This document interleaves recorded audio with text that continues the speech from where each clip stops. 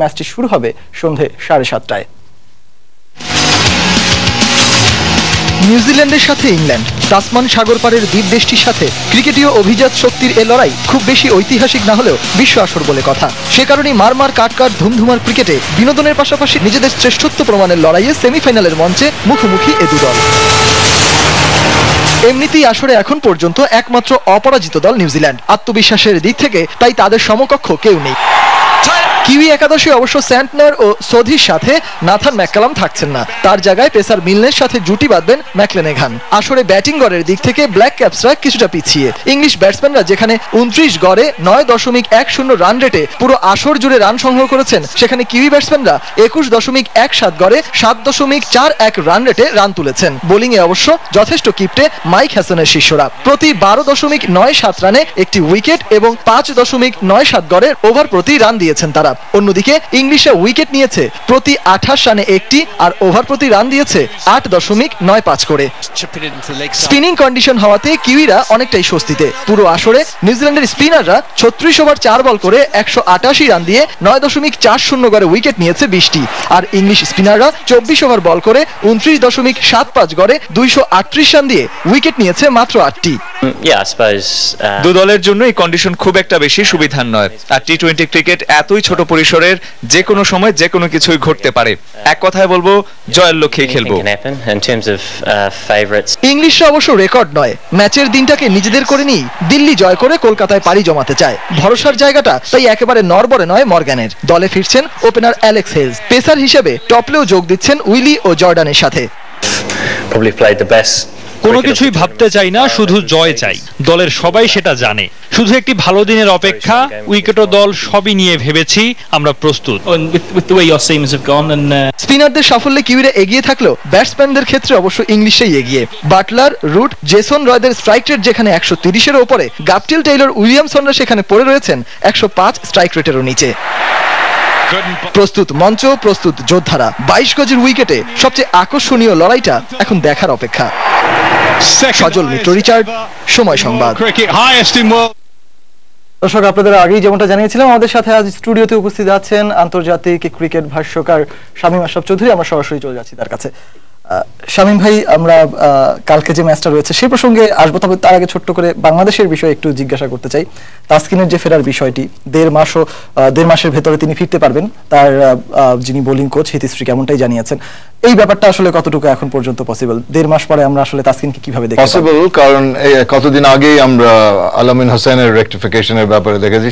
সেও কিন্তু বেশ দ্রুততার সঙ্গে রেকটিফাই করে পরীক্ষা দিয়ে আবার ফিরে আসছিল। একেবারে ইম্পসিবল তা না, যেটা হতে পারে যে হিট স্ট্রিক কিন্তু চলে যাচ্ছে ভারতে, আমরা শুনলাম IPL এর জন্য। তো এই কারেকশন করার জন্য যেই এক্সপার্টিস দরকার বা যেই গাইডেন্স দরকার, সেটা অ্যাভেলেবল আছে কিনা এবং সেই ব্যবস্থাটা করে যাচ্ছে কিনা অ্যাডিকুয়েটলি, সেটা আমার মনে হয় এনশিওর করতে হবে যে যাদের উপর দায়িত্ব দিয়ে যাচ্ছেন তারা যেন জিনিসটা বুঝে প্রথম অবস্থায় যে কিভাবে কারেকশন করতে হবে এবং সেইভাবে ওটা যেন অ্যাপ্লাই করা হয়, না হলে একটু অসুবিধা হতে পারে। তো I am sure the board, যারা আমাদের অন্যান্য কোচরা যারা আছেন, তারা এই দায়িত্বটা ভালোভাবে নেবেন। আচ্ছা, আরেকটা বিষয় সেটা হচ্ছে কি, আমরা এই প্রসঙ্গ থেকে বের হয়ে যদি কালকের ম্যাচে যেতে চাই, আমরা যে আসলে আসল আকর্ষণ কালকে বিশ্ব ক্রিকেটের দর্শকদের জন্য, কালকের ম্যাচটিকে নিয়ে যদি প্রথম প্রশ্ন করব, তাহলে এভাবেই জিজ্ঞাসা করতে চাই যে আসলে কোন সাইডের লড়াইটা দেখছেন? নিউজিল্যান্ডের স্পিন অ্যাটাকের সাথে ইংল্যান্ডের ব্যাটিং শক্তি, এরকম কিছু নাকি অন্য কোনো কিছু? এটা তো অবভিয়াস। আমার মনে হয় যে পরিসংখ্যান যদি বলে, but do not always trust statistics. অনেক সময় স্ট্যাটস দেখে নির্ভরশীল হলে তার উপর প্ল্যানিং করলে হিতে বিপরীত হয়ে যেতে পারে।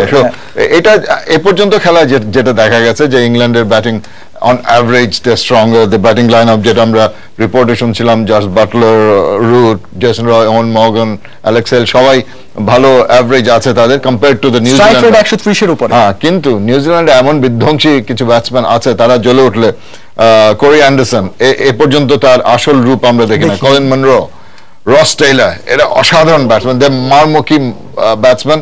50 ওভারের পরিসরে তারা কিন্তু নিজেদের আসল রূপ তুলে ধরেছেন এবং এই কারণেই নিউজিল্যান্ড ব্যাটিং স্ট্রেংথের কারণে কিন্তু একসময় তারা সে বিশ্বকাপের ফাইনালে উঠেছিল।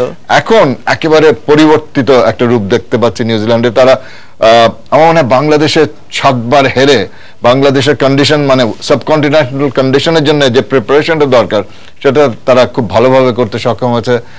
ইন্দ্রবিন সিং সৌদি, ইশ সৌদি যিনি যে নামে পরিচিত, নতুন মিচেল স্যান্টনার রেভেলেশন, নতুন খেলোয়াড় হিসাবে এসে নিউজিল্যান্ড থেকে এসে ভারতীয় উইকেটে এত অসাধারণ বোলিং করবেন, and leading the table at the moment 9 wicket তার আছে, সৌদির 8 উইকেট আছে, তার সঙ্গে নেথন ম্যাককালামও ভালো করেছিল, কিন্তু যেটা আজকে শুনতে পেলাম নেথন ম্যাককালামের জায়গায় হয়তো মিচ ম্যাকক্লানাগান খেলতে পারে, বিকজ দিল্লির উইকেটটা হয়তো অতটা কন্ডিউসিভ না, স্পিন ফ্রেন্ডলি না যেটা এক্সপেক্ট করছে, এই কারণে ম্যাকক্লানাগান অন্তর্ভুক্তি দলের মধ্যে। আচ্ছা, আরেকটা বিষয় সেটা জিজ্ঞাসা করতে চাচ্ছিলাম যে প্রাথমিক অবস্থায় আমরা যখন দেখেছি যে নিউজিল্যান্ডের ম্যাচগুলো কিন্তু অনেকটা লো স্কোরিং ম্যাচ হয়েছে এবং পক্ষান্তরে ইংল্যান্ডের যে ম্যাচগুলো অনুষ্ঠিত হয়েছে বা ইংল্যান্ড যেগুলো খেলেছে সেটা কিন্তু তুলনামূলক অনেক হাই স্কোরিং ম্যাচ। তো এই জিনিসটাই কি আসলে দু দলের মাঝখানে দুটি ভিন্ন মেরুর পরিচয় তুলে ধরছে না, বা দুদিক থেকে দু দলের গেম প্ল্যানিং এর পরিকল্পনাটা বা চেঞ্জ করে দিচ্ছে না? এখন দলীয়ভাবে অপোজিশনটাকে এটা দেখতে হবে আগে।